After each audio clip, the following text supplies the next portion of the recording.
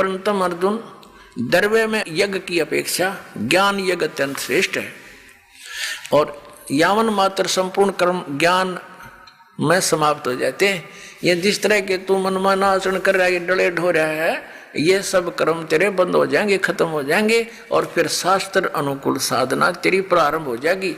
वो तत्व ज्ञान को समझ, यानी वो ज्ञान यज्ञ श्रेष्ठ है। अब चौथे अध्याय के 34वें श्लोक में कहा है कि वो तत्व ज्ञान जो सुख संवेद पांचवा है, उस तत्व ज्ञान को, उस पांचवें वेद को जो सच्चिदानंद घन ब्रह्म ने स्वयं आकर के बोला है अपने मुख कमल से, वो सच्चिदानंद घन ब्रह्म की वाणी पांचवा वेद सुख संवेद है।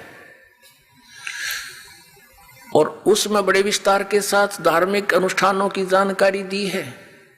वो तत्व ज्ञान है। उस तत्व ज्ञान को तू तत्वदर्शी संतों के पास जाकर समझ देखना। चौथे अध्याय के 34वें श्लोक में, चौथे अध्याय का ये 34वां श्लोक है।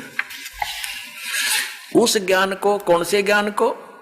जो सच्चिदानंद घन ब्रह्म ने अपने मुख कमल से बोला है, सच्चिदानंद घन ब्रह्म की वाणी में पांचवा वेद है।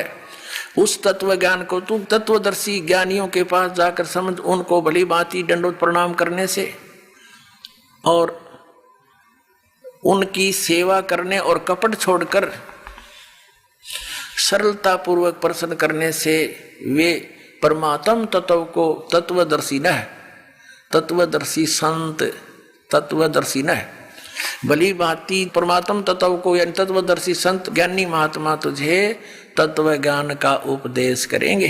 अपने आत्माओं, इन आचार्य नर शंकराचार्यों ने कख भी पता नहीं अध्यात्म मार्ग का, और 2500 वर्ष से हमें फिर गुमराह करके